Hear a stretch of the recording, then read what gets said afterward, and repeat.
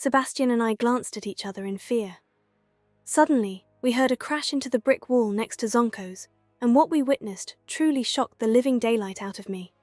We were met with a very much fully grown troll, now making its way to the people in the town circle. It was fighting with the wizards, meanwhile creating destruction all around. There were a few people who were drawing the troll away from the village. However, I couldn't help but notice the dark, glowing collar the troll was wearing, and the similarities that it had to that of the dragon I encountered on my way to Hogwarts. Not to mention, I also saw that same glow when Ranrock was summoning magic back in the blue room with me and Professor Fig. The troll was controlled by some dark magic that Ranrock was most likely controlling. Before I could finish my thinking, I suddenly heard another crash somewhere behind me. Watch out! Sebastian yelled and pulled me aside with him. Turning around, it felt like a true nightmare was taking place in real life. A second troll had appeared, wearing the same collar as the other one. Now, having no one to save us anymore, as the others were occupied by the first troll, Sebastian and I stood alone. I felt all the nerves take over my body as the troll was headed directly towards me. Ranrock must have sent the troll to get me. I grabbed my newly acquired wand and cast at the troll. Levioso! However, the troll was too heavy, and I could not lift him off the ground. Sebastian sent some basic casts at the ginormous creature and stood before me as a way to protect me. I joined him in his basic casting, as it seemed the most effective way to get the troll to slow down his movements and get distracted. How on earth were we going to take down this thing? The more spells I cast, the more powerful I started to feel. It was almost as if I was charging my wand to perform some very powerful magic. Then suddenly, I saw it. There was a blue glow appearing around the brick wall, destructed by the troll. Without hesitation, I aimed my wand in the wall's direction, lifting up the bricks, and smashed it into the creature, making it stumble backwards. The troll itself was now glowing and, holding my wand firmly with both hands, I was able to cast a very powerful magic blast, completely pulverizing the enormous nuisance. Bloody hell! What on earth was that? Sebastian breathed out, bending over and grabbing his knees while grasping for air. I'm not quite sure myself. I looked down at my hands as they were still shaking from the actions that they had just performed. Well, whatever it was, that was pretty impressive. I chuckled. You could say that. I think we've earned ourselves a butterbeer or two. Sebastian patted his belly and guided me to a pub called the Three Broomsticks. On our way to the pub, I felt the magic inside of me stir. Something was off. I stopped in my tracks and heard two voices talking to my left. What's wrong? Sebastian asked, a bit confused. Without answering, I followed the sound of the voices. In a small alley, there were two figures talking to each other. One of them being the very goblin that attacked me on the way to Hogwarts. Ranrock.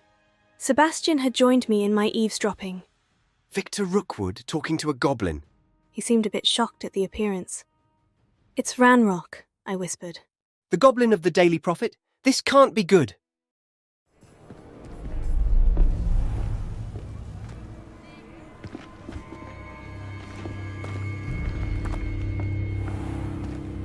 You said you could get to the child when they came to Hogsmeade. That all you needed was a distraction. I gave you a distraction. I just watched a student take down your distraction. Who's this child? What are you not telling me? All you need to know is that if you cannot get to the child, then you have no value to me. Ranrock slowly started turning around in our direction. Let's go. I pulled Sebastian's arm, hoping they didn't see us. We ran to the Three Broomsticks. What was Ranrock doing with Victor Rookwood? He asked, a bit puzzled. And more importantly, why are they after you? I'll explain everything, I promise. Let's get inside first. It's safer there. Sebastian simply nodded, and we entered the pub.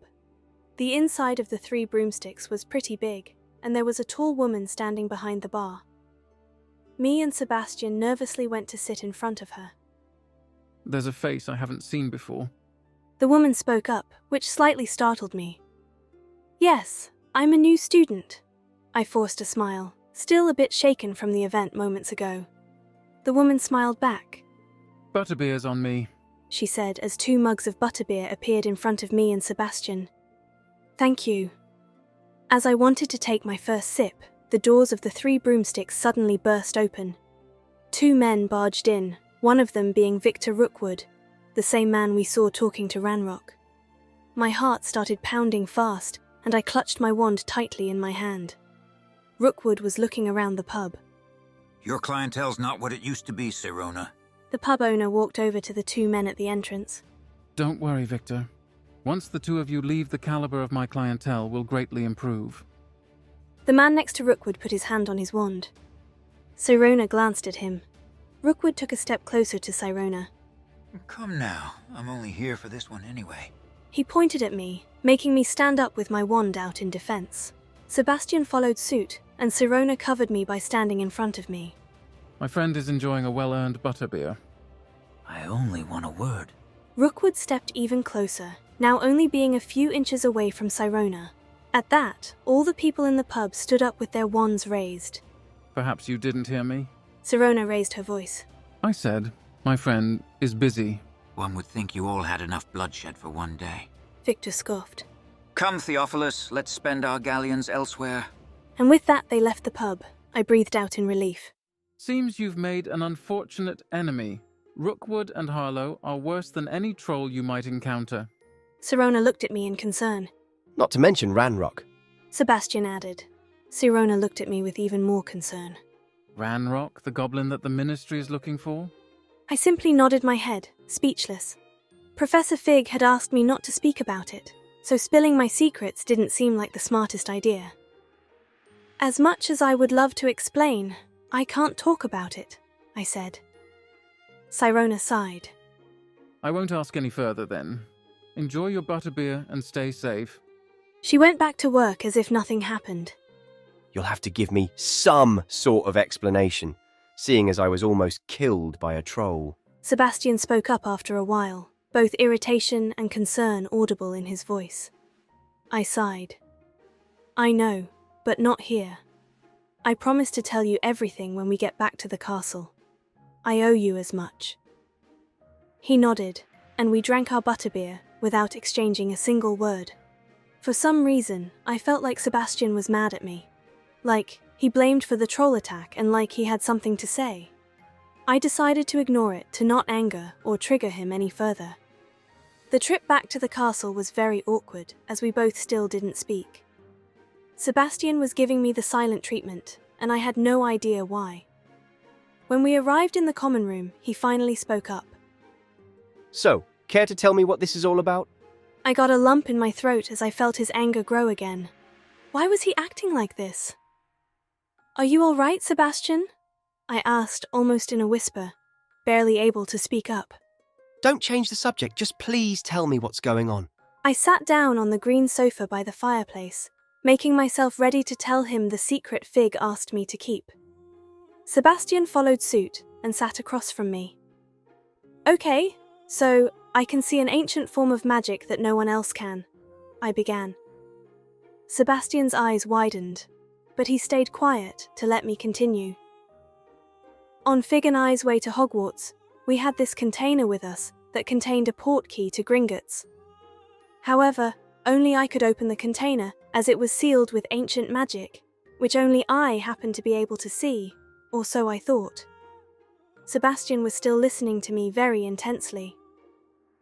In Gringotts we found this very big blue room, which contained a locket and a pensieve with a memory.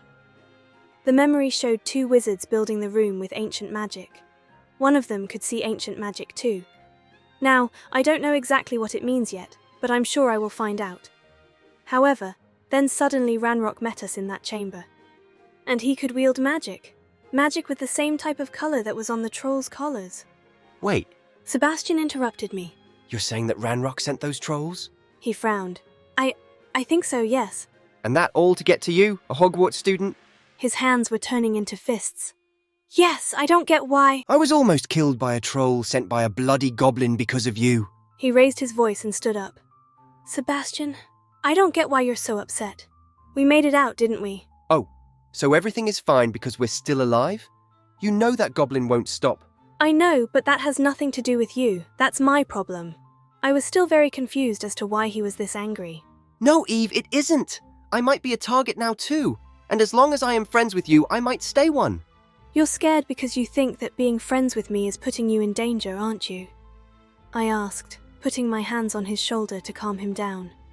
He shrugged my hand right off. I'm not scared. The last thing I need is to be hunted down by a nasty goblin.